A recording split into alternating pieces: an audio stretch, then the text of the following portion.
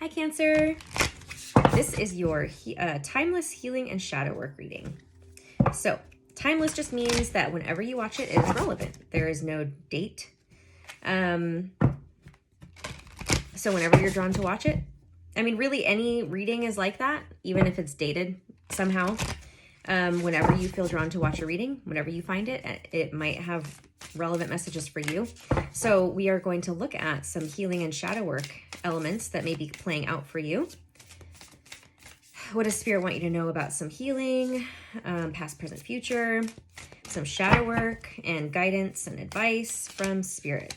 So if you don't already know your big three, your sun, moon, rising sign, I have linked 2 free websites where you can find your birth chart information. And so not only will you learn your big three, you'll also learn all of the other planets and signs that are relevant for you.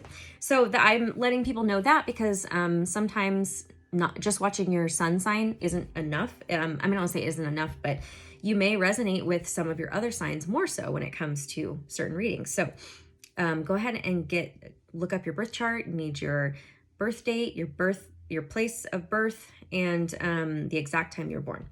All right, so we're going to look at some astrology elements that may be playing into this message. All right, so we have Venus, love. So looking up to see where your Venus is, what sign your Venus is in, may be relevant for you. And we have Neptune, sacrifice, and your Neptune. What planet is your Neptune in? All right, so Neptune is Pisces energy. Venus is Libra or Taurus energy. Venus rules love and relationships. Neptune rules, can be like our emotions. It's very watery. It's Pisces energy. This one came up for the Scorpio and it's Pisces. So, I mean, it's not uncommon for the different elements to have similar messages, threads of messages, but go watch those other 2 if you feel called to, because there's some themes showing up now in all 3. Goodness gracious. So let me just read a little bit of the Neptune for you. I think Venus is pretty self-explanatory.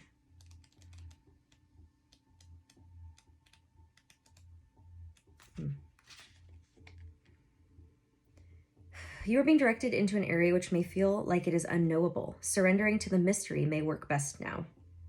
Although nebulous, hazy, and indirect, the energy of Neptune is one of the easiest to see. Where Neptune is placed in a chart is where we are most inspired, but also an area where we deceive ourselves. It is the place of mishaps, bringing on undercurrents of strangeness. For so many, Neptune is the source of many troubles, since this card indicates escapism as well as beauty. So that's Neptune energy. So let's see what is playing out for you. I'm feeling with the Venus love connection and the escapism. It may have to do with how you show up in relationships and love and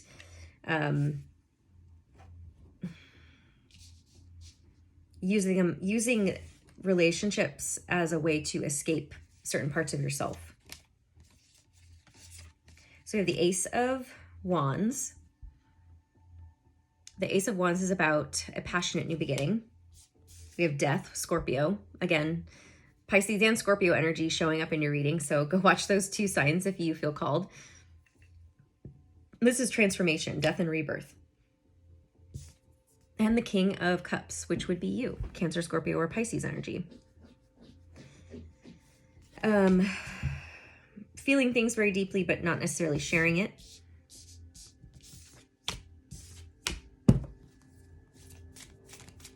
Let me get a couple more. Another ace, the Ace of Cups. Self-love, it's a new beginning in love. Again, it's definitely having to do with relationships for you. Escaping. Always wanting that newness, that wanting to get lost in somebody else. And it's like diving so much into somebody else, like wanting to learn new things about them all the time, that you kind of get lost in it to where you lose yourself. Yeah, the Two of Swords is being in a stalemate. And it's also like blinding yourself to seeing the truth about something. So this could be a current relationship, or this is just showing you how you kind of naturally show up in relationships. The Knight of Swords, which this to me feels like once you realize you're lost or you are lost in somebody else, you get kind of mad and like angry, and impulsive communication happens. But it's all because, but it's like, and you get mad at the other person when really but you're not taking responsibility for the fact that you allowed it to happen, that you chose to dive in and you dove in to try to make this person so happy, to try to again, escaping. You escaped within them in order to feel safe or to avoid whatever it is you needed to avoid within yourself. The Hanged Man is surrender, sacrifice, letting go. It's a pause. It's looking at something differently. And then we have the Eight of Cups, walking away. Yeah. Almost like you are looking at maybe a relationship you left in a different way.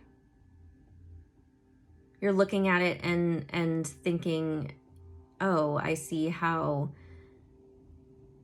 partly that was my fault, right? And I'm not saying that you have to go back to this person, but it's like, it's just acknowledging and owning this shadow that played into the end of a relationship or you walking away.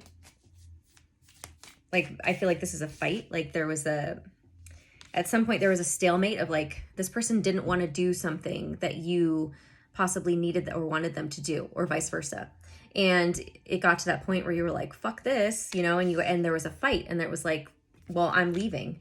I see that this isn't this, I see something from a new perspective, and I'm leaving. And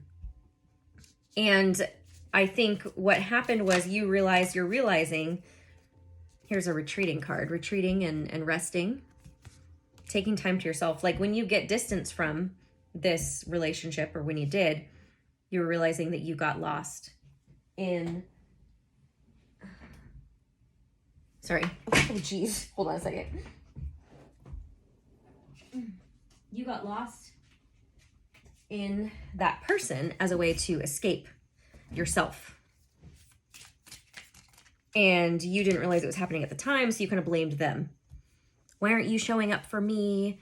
Why aren't you doing this for me? And it's like, well, it was probably the first time you ever expected them to, if that makes sense.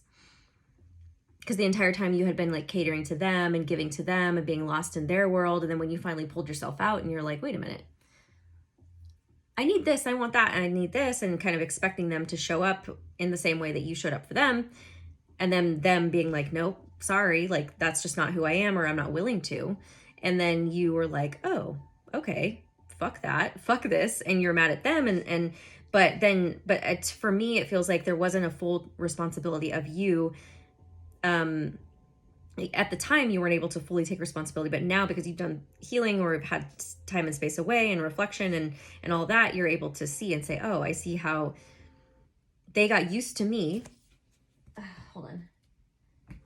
Always being there for them and diving deep into their world. And I never asked them to do the same until I did. And then I realized, oh, well, they can't do that for me. The world. So this is, yeah, it's, so it feels like this completion or this coming full circle moment for you is like not an unhappy one. It's not one where you're like feeling regretful, feeling sad. This is like celebratory. It's feeling victorious. It's feeling like, okay, I know I still did the right thing, but I also see where maybe I'm going to improve for my next relationship as well. The Knight of Wands. So this is something coming in quickly, because this will be passion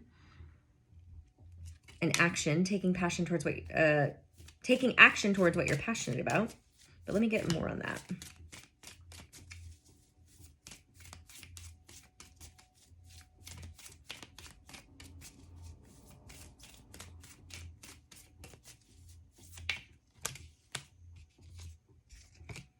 The Chariot, so movement forward. So yeah, then there's movement towards something new.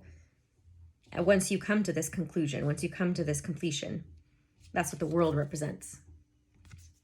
And the Chariot is Cancer energy. It's your energy. But it's about accomplishment. It's about accomplishment and moving forward. It could be about the Chariot taking you somewhere, or the Chariot arriving with something for you. It could be, look, the Chariot arrives with your pizza. Whatever the pizza represents for you. Something you love, something you're passionate about, something you can't wait to get your hands on. A new relationship. Yeah, your every wish and desire. This is the wishes coming true. 9 of Cups. Your wish is being fulfilled.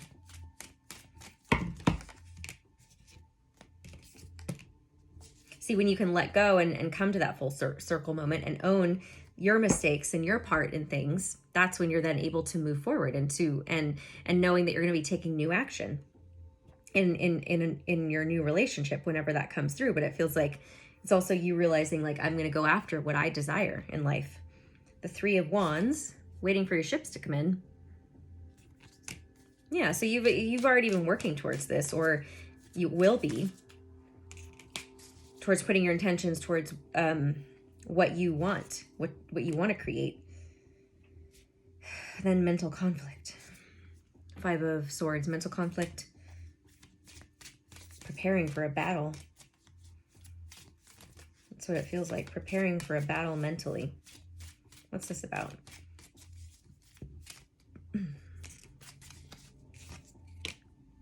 The Sun. It's like fighting for your happiness and not giving up. The Sun is a yes card, but it's the happiest card. It's illumination, it's bliss, it's things are going to go in your favor. It's battling your own mind to have what you want. Justice, balance. It's Libra energy. Fairness. Things balancing out. Things are going to balance out for you. Where you feel like there was lack before, things are now balancing out for you. I don't know what this 5 of Swords card is about. It, like I said, it kind of feels like you're preparing for a battle, but it's actually not going to happen, so you don't have to worry about it. The Hierophant. Look how happy he is with his 2 corn dogs. This is about commitment. Commitment on your spiritual path, your higher self. It could be also about, a mentor, either you being a mentor or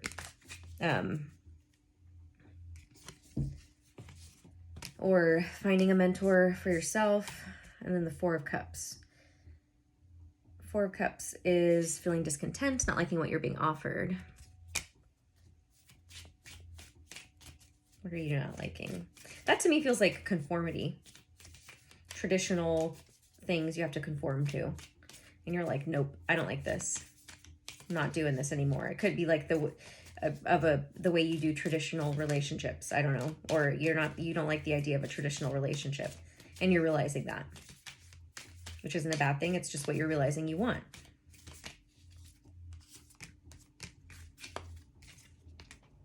The 7 of Cups, having a lot of options, fantasy, and the Star.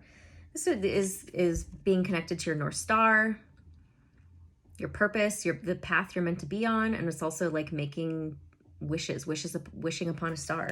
And then the 7 of Cups is having a lot of options. It could also be about fantasy and illusion. I mean, we do have the Neptunian energy.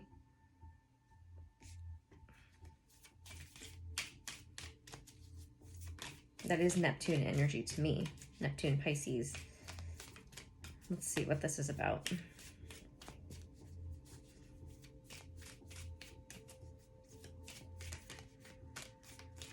So it feels like some of your wishes and desires are divinely guided and led, and some of them maybe are not.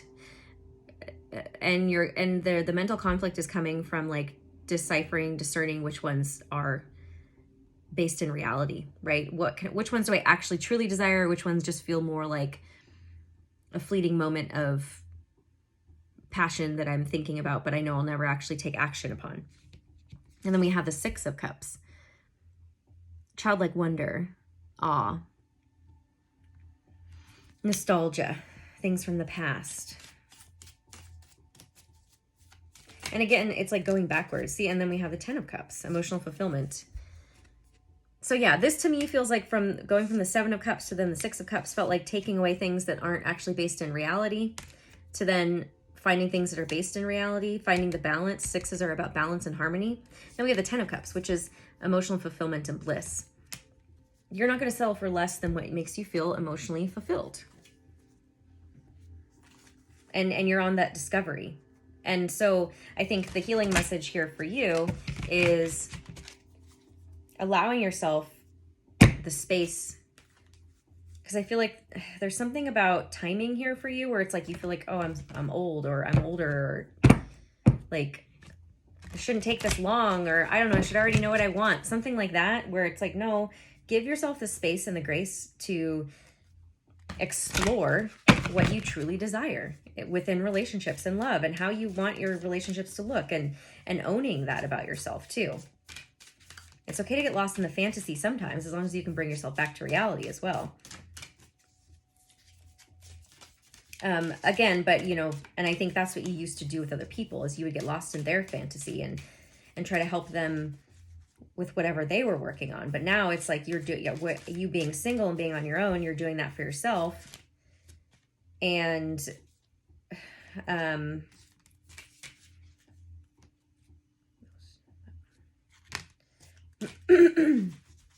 so you're learning how to pull yourself back out from that Neptune energy of like not knowing what's real, what's based in reality. Okay, these are my archetype cards. So we all have the ability to tap into these archetypes at different times in our lives. It tells us the light attribute and the shadow attribute. So I just want to see which ones are playing in here for you. All right, so we have networker. The light attributes are that it enhances unity through the sharing of information, engenders social awareness and empathy. And the shadow attribute is it conveys information only for personal gain, spreads fear and falsehood. That's that Five of Swords energy I was feeling, that mental conflict. Or again, this is like the spreading of false information, or spreads fear and falsehood. That fantasy, right? That Neptunian energy. And it could have to do with who you're networking with, who you are in relationship with. Then we have the Alchemist. The light attribute is transformation of base motives and goals into golden wisdom. And the shadow attribute is misuse of the power and knowledge that come through spiritual practice. You are learning how to alchemize, and that's, you know, that Libra balance energy. You're learning how to alchemize your emotions so that you can find a balance and not get lost into one extreme or the other. And it may have to do with, again, who you are connecting with, like who you follow on social media, who follows you, who you are in relationship with personally, professionally, all that kind of stuff. So that's why choosing a partner that is best for you is very important, is which I think what you're realizing. Okay, so I'm gonna leave it there. If you'd like your own reading with me, you can click on the link below. Once you purchase your session, I'll send you an email with my calendar to schedule the day and time. And then if you have any questions about the services that I offer, please email me. Please follow me on Instagram at Bethany Empowers and TikTok at Bethany Empowers. What else? If you want to purchase one of my journals, the link is below to my Etsy shop. Please like and subscribe and share here on YouTube, and hit the notification bell to be notified after you subscribe when I upload new videos. And I'll see you guys again soon. All right, bye.